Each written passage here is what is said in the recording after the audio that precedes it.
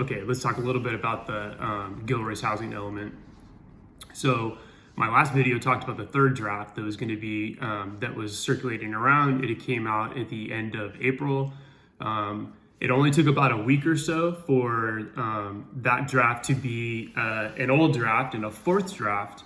Between the Planning Commission meeting and the City Council meeting, they were about a week or so apart.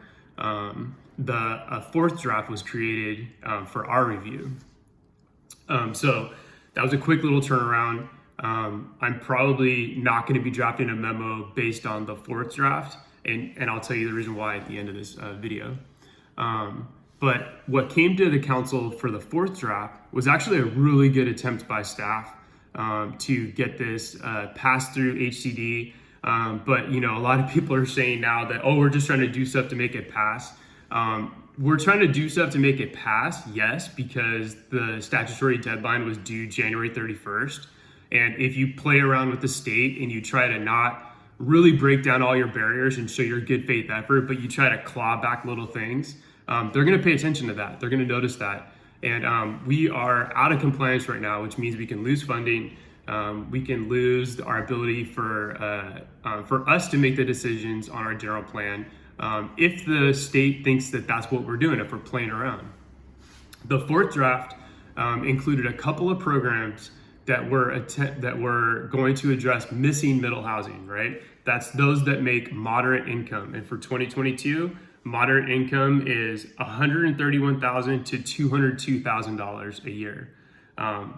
And that's moderate income. It's 80% to 120% AMI, right? It's called missing middle housing. It's what we used to do after World War II. We used to build these little duplexes, fourplexes, triplexes. Many of them are located in the older parts of our neighborhoods. Maybe focused more around downtown, where we started building out like our city, right, over the last 150 years.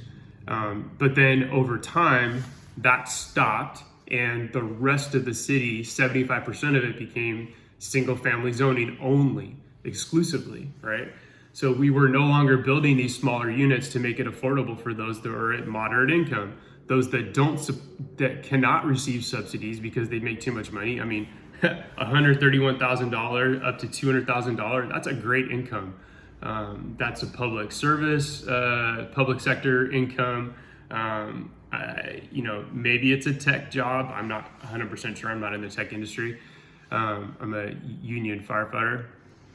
I make right around moderate income.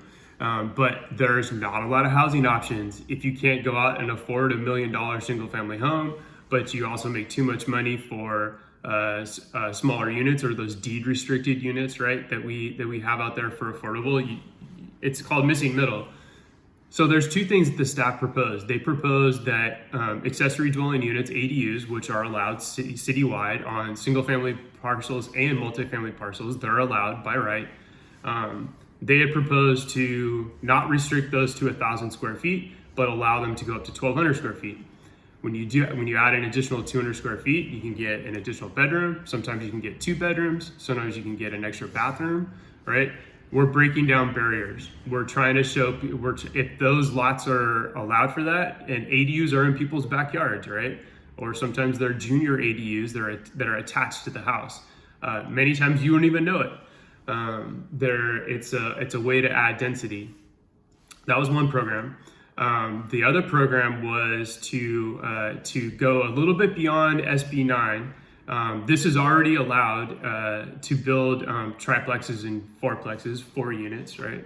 But what this would allow is the corner lots around the city. There was about 1,100 of them. It would allow you to build by right a fourplex or a triplex, right? So if the minimum square foot of the lot was 6,000, then you can go ahead and do that. And there's about 1,100 parcels. So what that does is that allows you to, because right now you could, if you wanted to, you could build a duplex on your lot with an ADU and a junior ADU, as long as you don't have more than 4 units, but they're scattered around your property.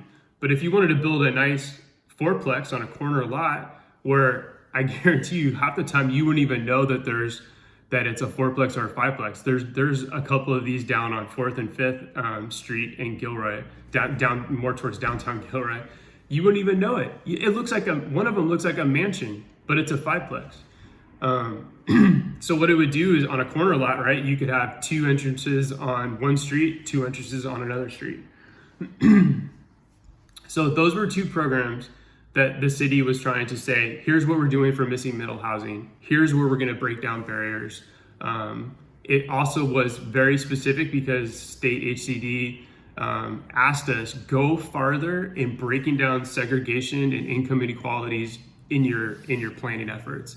And those 2 programs right there, but especially the one about building triplexes or allowing triplexes and fourplexes on corner lots, that's specifically what it was trying to do. The consultant even talked about it, that they have offered this program in other areas and other cities, and HCD has liked it. Those were clawed back by a majority of the Gilroy City Council. The reason why? Parking. And arbitrarily based on parking. And one thing that I cautioned everybody about is that this is not a parking element. This is not about, how are we going to preserve cars or parking or whatever. This is about housing. Housing comes first, right? If there's more cars parked on a public street, then there's more cars parked in a public street. I mean, it doesn't, I understand that that's an argument against it, but one of the comments that came back from Morgan Hill, who is still out of compliance too, even though they've done a great job on their housing, they got it kicked back. Their compliance letter said you're out of compliance, and one of the reasons why is that their arbitrary parking requirements. They require 1.5 parking stalls per studio, and you can't do that anymore. This is 2023. That's not how we plan up and down the state regionally. It's just one of those things that local government just have to let that go. I put out other posts about the transit usage that we have here.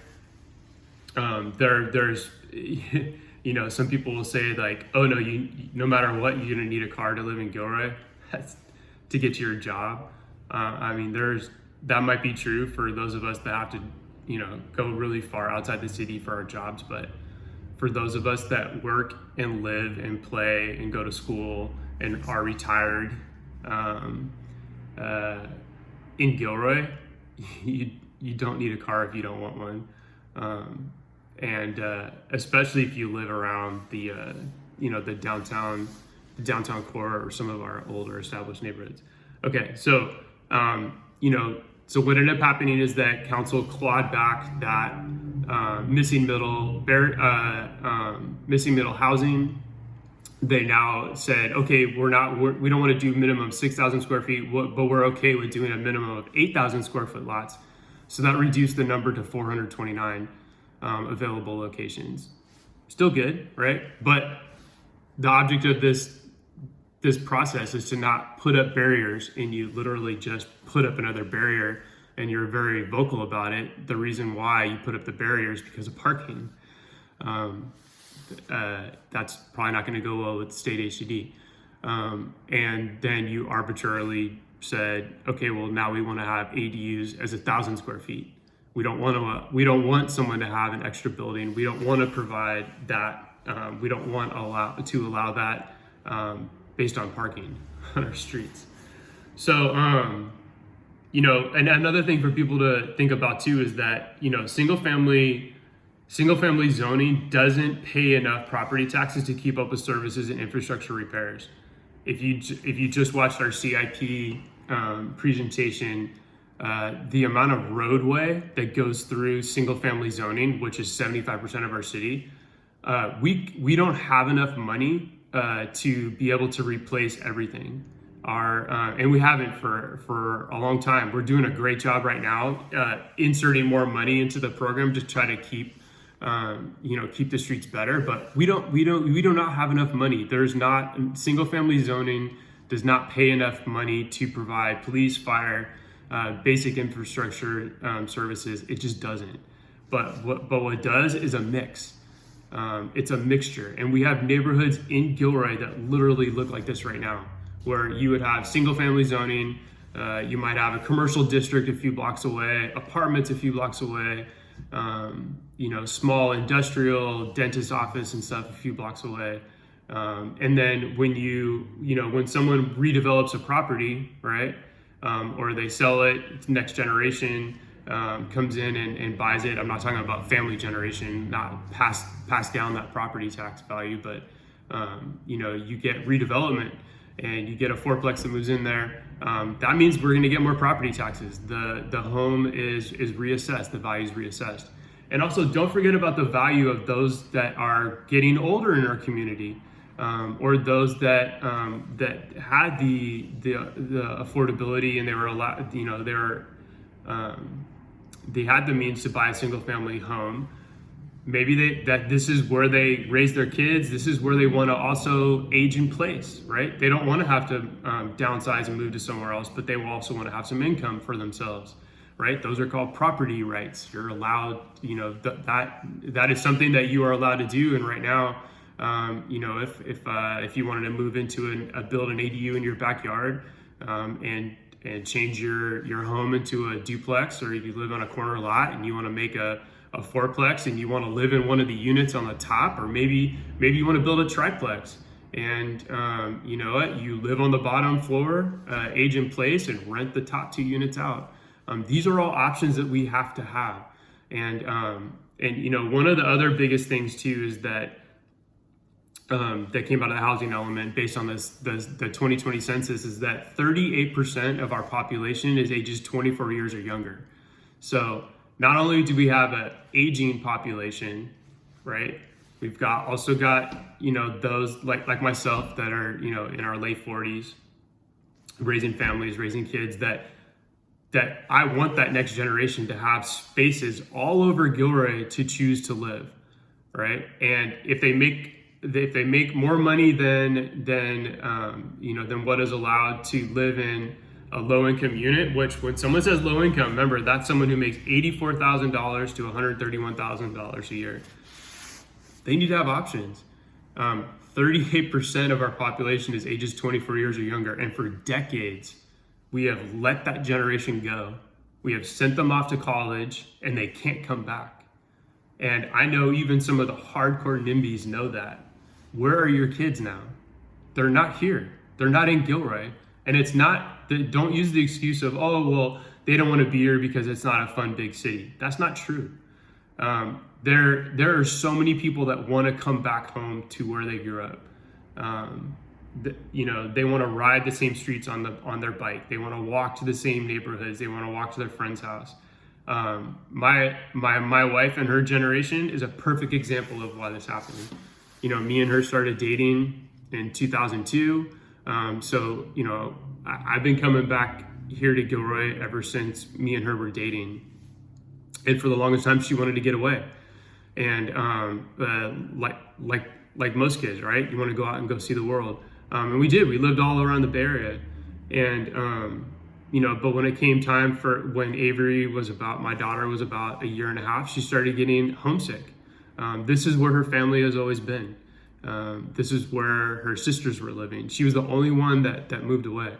And, luckily we were able to come back, rent a house for a few years, and finally decided this is where we wanted to live forever. This is our forever. And we've been in our same home, for quite a while now. We moved back to Gilroy in 2012.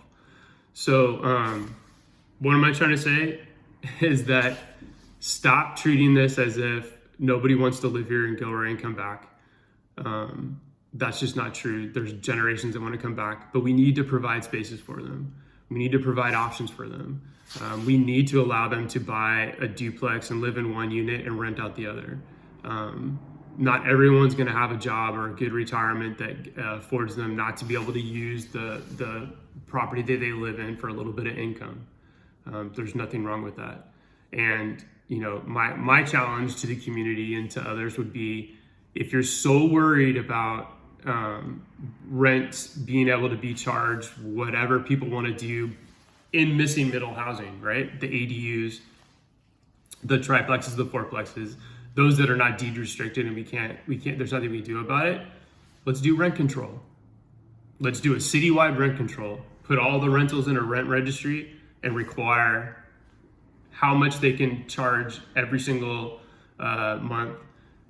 When leases renew annually, we can control how much percentage the increases that they have. Let's take it over. If that's your biggest concern, you don't want to build anything because you think that the homeowner is going to charge too much money, so you want to, so that's your reason for not building. Let's do that. But I guarantee you that's not going to pass here.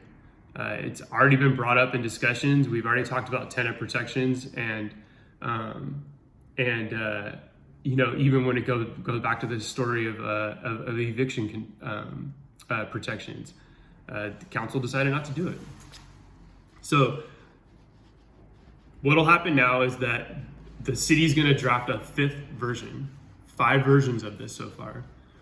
The 5th draft will be posted on the city's website probably next week.